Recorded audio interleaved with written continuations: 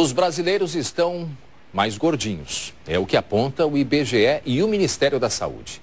E o Rio Grande do Sul é o segundo estado com mais obesos no país. O sedentarismo e a má alimentação são os principais fatores de risco para o aumento da obesidade. Quem hoje vê André assim não imagina que ele já pesou 188 quilos. Aos 28 anos, apresentava vários problemas de saúde. Problemas de diabetes, apneia do sono, tinha problemas articulares, sofria problemas de hipertensão bastante elevados, tinha crises de hipertensão, chegavam muitas vezes a 24, 25, dava muitas entradas em hospitais, entradas em emergência. Depois de uma cirurgia bariátrica, emagreceu 100 quilos e hoje luta para permanecer dentro do peso.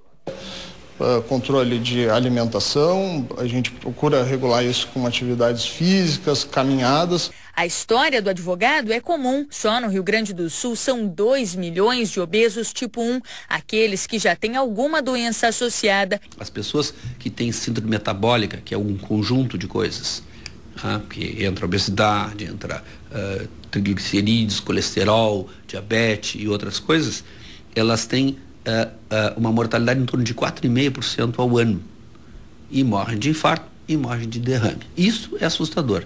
A situação é ainda mais preocupante porque nem sempre a pessoa que tem pouco peso está com a gordura dentro dos limites adequados. Apenas alguns exames como este podem comprovar se a pessoa realmente está magra. Tem que haver uma política forte, tem que haver investimento, tem que haver uma proposta de mudar a mentalidade das pessoas. Caminhar mais, comer certo, ensinar desde a criancinha e as famílias a isso tudo. Agora, está acontecendo isso? A gente está perdendo a guerra.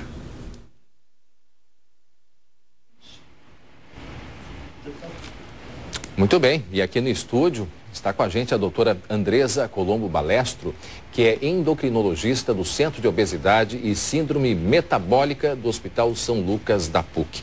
Doutora Andresa, bom dia, obrigado por sua presença aqui no Rio Grande no Ar. Agora, doutora, parece que todo mundo espera aquele remedinho milagroso que vão fazer e que vai curar a obesidade. Isso é uma tendência grande, a gente vê muito em consultório isso, das pessoas buscarem uma solução mágica para resolver um problema que não é tão simples assim. A obesidade, ela tem que ser encarada como uma doença e ela é multifatorial. Então, não é apenas um remedinho ou um determinado alimento que vai resolver o problema. É genético também? Também. Tem um componente genético, mas é importante que se diga que a predisposição genética sozinha, ela não leva ninguém à obesidade. Para ser desencadeados os genes responsáveis pela obesidade, precisa um fator ambiental. Sedentarismo ou maus hábitos alimentares, que são os outros fatores de riscos principais da obesidade. Agora, a gente pode observar que desde criança isso poderia ser conversado e ensinado para os filhos. É que os pais também, é bom que eles deem o exemplo. Exatamente. Eu acho que esse é o principal ponto para se pensar em prevenção da obesidade, começar desde pequeno. Se sabe que 1 em cada 3 crianças já tem problema de sobrepeso e obesidade no Brasil. 1 a cada 3 crianças? A cada 3. E no Rio Grande do Sul? Isso é estatística brasileira. Brasileira? Isso. Sim. O Rio Grande do Sul é mais ou menos o espelho disso. Certo. Então já é alarmante também, apesar de não se desenvolver doenças tão rapidamente nas crianças, é onde tem que ter o foco de prevenção, mas tratar só a criança, como a gente vê no consultório, que vem o pai, a mãe gordinho e quer que a criança entre na linha, não vai funcionar, tem que entrar É uma cultura familiar, né? Exatamente. Agora, doutora, quem está nos acompanhando, nos assistindo, eu sempre gosto de dar algumas dicas, né? Para a própria pessoa que quer emagrecer, que está preocupada e não sabe nem fazer o controle, né? Não sabe por onde começar. Por onde começar. Que dicas a senhora dá para a pessoa cuidar de si própria e também cuidar da sua família, dos seus filhos?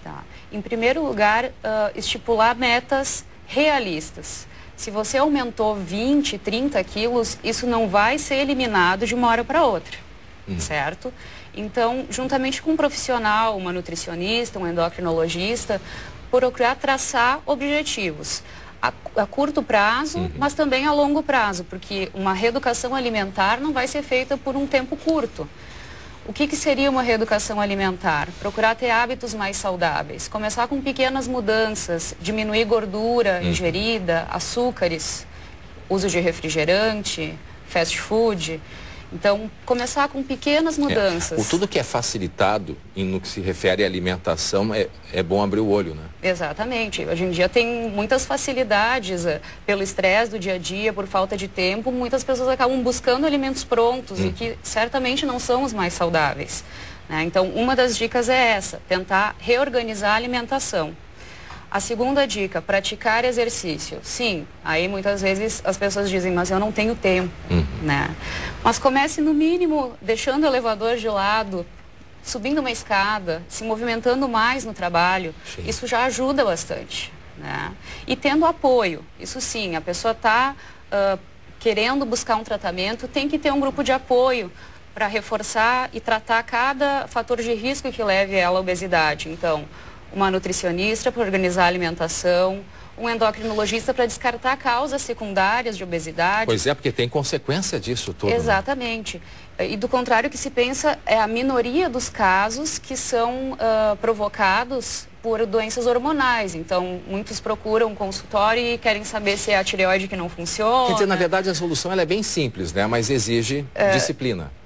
Difícil, mas é coisas que já se sabem. Difícil de pôr em prática, mas tem que ter um ponto de partida.